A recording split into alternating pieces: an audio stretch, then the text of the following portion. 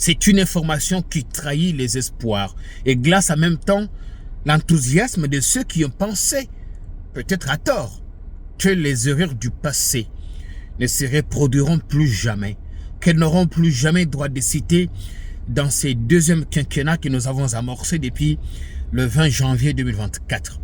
Bonjour à tous et bon week-end. Je sors de ma séance de sport. Oui, chaque samedi, j'essaie de m'entraîner. Question de me mettre en forme.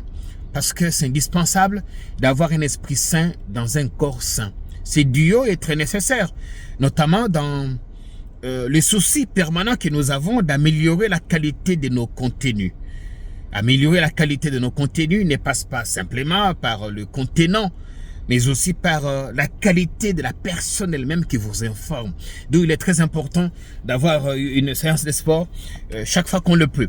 Donc je sors de la salle et j'ai jugé nécessaire de ne pas retourner à la maison, m'apprêter avant de faire cette vidéo parce que nous avons pleinement conscience ici qu'il n'y a pas une matière qui soit plus périssable que l'info. Une actu en chasse généralement une autre. Alors, c'est important pour nous qui nous voulons être une chaîne d'actu politique, de vous mettre au parfum chaque fois que nous le pouvons. Voilà. On s'est réveillé avec une triste nouvelle. Une triste nouvelle, qui sait, une bonne nouvelle aussi pour le temps d'en face. Il y a 2 jours, nous avons exploité une bonne info. Les inspecteurs, les instructeurs qui ont entendu pendant de longues heures l'homme d'affaires sulfureux, impliqué dans plusieurs scandales financiers, Mike Kassenga, et le ministre François Robota, un ancien kabiliste qui s'est totalement Tshisekedi-centré. Les deux ont été entendus par des magistrats et placés sous mandat d'arrêt provisoire, déférés illico presto à la prison centrale de Makala. Nous avions pensé que c'était un bon départ parce qu'il manquait une autre pièce du puzzle qui se trouvait être le ministre des Finances. Et en même temps, ces jours-là, M. Nicolas Kazadi était lui aussi en pleine instruction. On l'entendait dans l'affaire Lampadaire, on l'entendait dans l'affaire des forages, où à peine une bonne vingtaine de forages ont été livrés contre autant de millions. L'on parle de 80 millions qui avaient été décaissés. Le projet s'étendait jusqu'à 400 millions, presque un demi-milliard de dollars. L'argent décaissé et le service pas rendu. Des gens ont été entendus. 2 prévenus, déférés, placés en détention préventive à la prison centrale de Makala. Alors, quelle n'est pas notre surprise ce matin? La presse en a fait son chou gras. Les pages d'information sur X ou sur Facebook, Instagram, tout le monde en parle.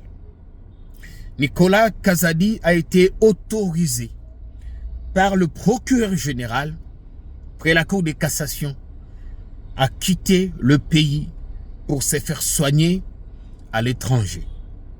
Autorisé par le même procureur qui avait écrit à l'Assemblée nationale sollicitant l'autorisation d'entamer une instruction judiciaire à charge de M. Kazadi et M. Robota parce qu'estimant qu'il y avait d'indices sérieux de culpabilité dans leur chef dans ces affaires complexes de financement des forages et de lampadaires dans la ville de Kinshasa. Les forages, il en fallait jusqu'à 1000 sur les 1000, pas 1000 territoires, 1000 localités à travers le pays. Le procureur autorise à M. Kazadi de quitter le territoire. Ce qui scandalise ce matin les bonnes consciences, c'est que M. Nicolas était malade depuis quand? Depuis quand était-il malade? Malade, si gravement malade, au point qu'aucun hôpital, aucun médecin dans ce pays ne peut assurer sa prise en charge médicale. Jamais nous n'avions entendu qu'il était malade. Et ce qui est surprenant pour lui, c'est que lui, il tombe malade pendant qu'il n'a même pas encore goûté au vungoulé. je ne dis pas ici que M. Kazadi est forcément coupable. Il est présumé innocent, autant qu'il est présumé coupable. Il s'était défendu dans ses affaires, un dossier qu'il a trouvé. Beaucoup ont établi une proximité familiale entre M. Kassenga et notre ancien ministre des Finances.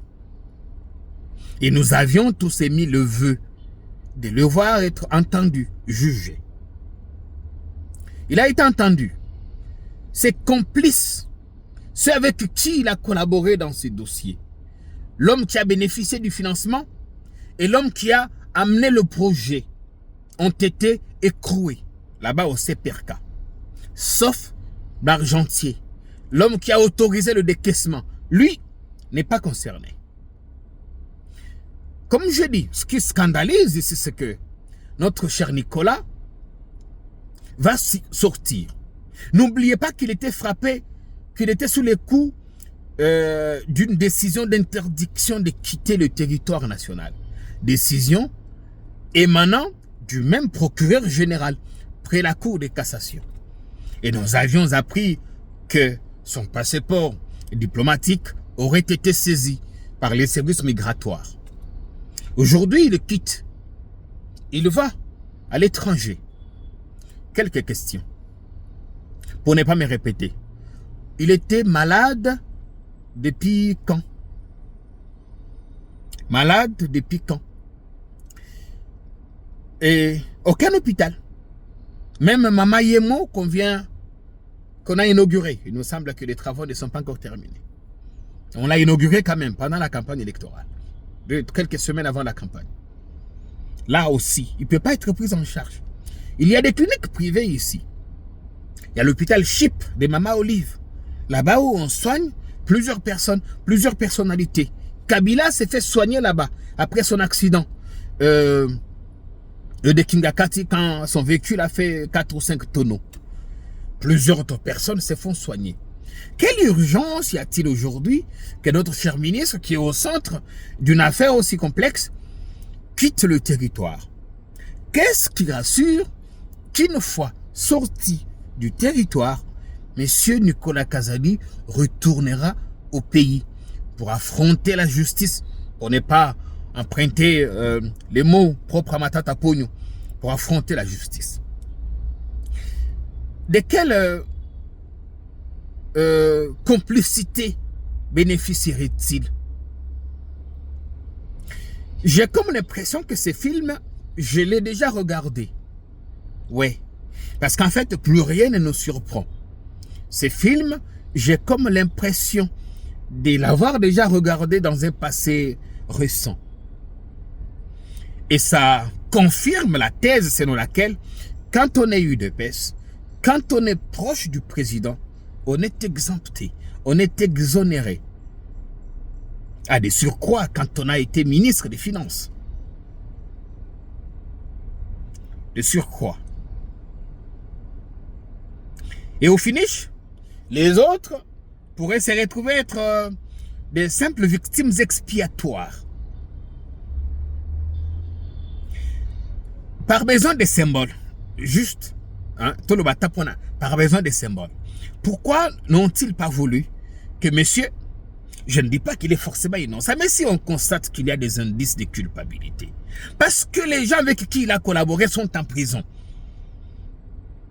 Et les magistrats qui ont instruit le dossier disent qu'il y a des indices sérieux de culpabilité. Pourquoi on ne l'a pas envoyé là-bas? Bah tiens, non. À Saliba, à une semaine, à l'épée, Vungule. Et puis, au besoin, Babimi Siye. Ah non, on n'a pas voulu l'envoyer là-bas parce qu'on sait que ceux à Kekuna, pendant quelques temps, à Kokota, on a centre Nganda et tout ça. Et puis à Kipoto. On a voulu anticiper les choses, qu'on en arrive là. Est-ce qu'on a peur que Nicolas, une fois inquiété, qu'il dise des choses, qu'il crache le morceau? Il nous semble qu'il aurait prévenu. Il nous semble qu'il aurait prévenu et qu'il aurait même menacé. Peut-être que lui n'est pas comme Caméré qui a dit « Ici, c'est le président qui est visé. J'ai des secrets d'État que je ne saurais mettre à la place publique. »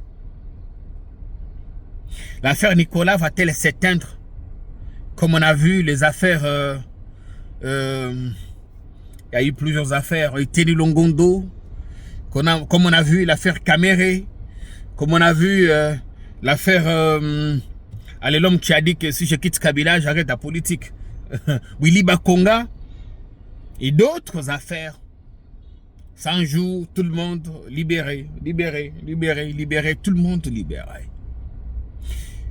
Est-ce que ça va s'arrêter comme ça? Est-ce que Rubota et Mike Kassenga sont des simples victimes expiatoires? Est-ce que y aurait-il des mains qui chercheraient à protéger le Saint-Nicolas, comme on appelle Nicolas à forage ou à lampadaire?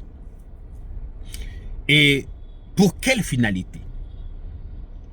Je ne prendrai pas beaucoup de temps, mais l'affaire Nicolas est un test grandeur nature pour le tout nouveau ministre de la Justice. Lui qui a demandé, qui a fait venir l'IGF. Lui qui a fait venir l'IGF. Ah, l'IGF aussi, j'ai suivi ce que Maïs Tchibangu, les documents qu'il a publiés. Pour l'instant, je les prends avec beaucoup de pincettes. Parce que je connais le rôle que Maïs a joué dans cette affaire de lampadaire. Pour l'instant, c'est vraiment pas à prendre avec beaucoup de sérieux. Ça ressemble plus à un règlement des comptes qu'à une véritable enquête d'un journaliste d'investigation qui est mu par la volonté de faire éclater la vérité.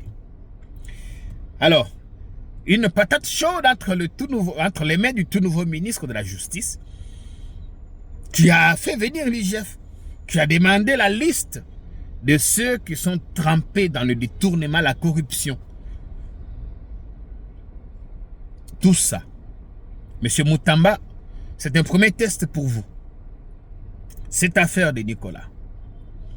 Premier test aussi pour Caméré, qui lui a livré Nicolas entre les mains de la justice. Et la justice doit faire son travail. Nous savons que c'est une justice malade. Nous savons qu'elle est malade. Le président l'a déjà dit. Nous savons qu'elle est malade. Mais, est-ce que pendant tout ce temps, on n'a pas pu diagnostiquer le problème et trouver une thérapie? Les mêmes causes qui produisent les mêmes effets. Et davantage, les gens diront, on ne peut pas arrêter Nicolas parce que il est du village. Non, il partage le territoire voisin avec le président, parce qu'il est du Kasaï. Peut-être parce qu'il connaîtrait certaines choses. Pour l'instant, nous sommes encore, nous restons sous notre soif. Il va quitter parce qu'il semble qu'il y avait évidemment une commission parlementaire qui avait demandé à ce que qu'on lève la mesure d'interdiction de quitter le territoire. S'il est malade, il est en droit d'aller effectivement se faire soigner. Mais c'est là le problème. Quand vous êtes malade, vous allez vous faire soigner à l'étranger. Et nous maintenant. Et nous, le Congolais. Vous êtes malade, non? Vous allez à l'étranger. Après, vous reviendrez dire, parce que c'est le même Nicolas qui a dit que tout allait bien. Tout allait bien dans le pays. Mais si tout va bien, pourquoi quand vous êtes malade, monsieur Nicolas ou à lampadaire, vous ne vous faites pas soigner au pays? Si nous avions des infrastructures adéquates, adaptées, pourquoi vous-même vous ne vous faites pas soigner au pays? Alors vous avez le droit d'aller en jet privé à l'étranger. Et nous maintenant, nous, pauvres Congolais, nous mourons parce que nous manquons 300 000, parce que nous manquons 3 000 francs pour acheter une aspirine, acheter du Doliprane. Nous en manquons. Après, vous reviendrez dire que tout va bien dans le pays. Ça fait partie d'indices. Allez vous faire soigner. Nous vous souhaitons une santé de fer. Mais revenez. Revenez quand même affronter la justice. Et comme on a dit dans la vidéo, personne ne vous a condamné ici. Vous êtes, voilà, présumé coupable. Et présumé innocent. Revenez. Fournissez vos moyens de défense pour que finalement vous soyez... On sait que vous ne ferez pas de prison. On sait que vous serez acquitté. On sait. On sait que vous serez blanchi. On sait. On a l'impression de regarder mes films, même si on sait comment il est aussi là. Bon, tu as quand même total là. Même si on sait que l'acteur principal ne meurt pas. Laissez-nous regarder, on sait qu'il ne sera pas arrêté. Mais laissez-nous regarder quand même ce procès à la télé. Parce qu'on manque à faire. Donnez-nous de la matière quand même à commenter. Hein? Bon week-end à tous. Bon week-end. Portez-vous bien. Salut.